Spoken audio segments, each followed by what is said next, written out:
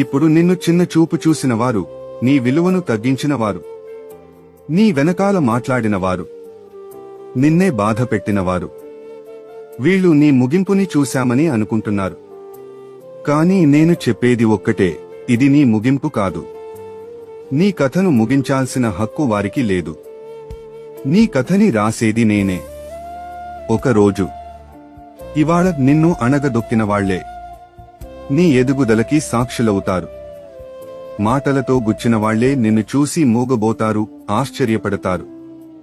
నేను తెరిచే తలుపు ఎవరూ దానిని మూయలేరు. 3 ఇవాళ బాధ, రేపు సాక్ష్యం.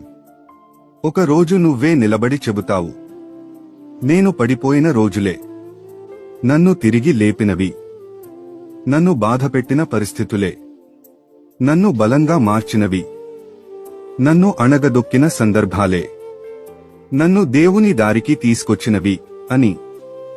నీ కన్నీళ్లు, నీ పోరాటాలు, నీ నిశ్శబ్ద బాధ, వాటి ఒక్క బిందువు వృధా కాదు. నేను వాటినే నీ ఆశీర్వాదాల విత్తనాలుగా మార్చుతున్నాను.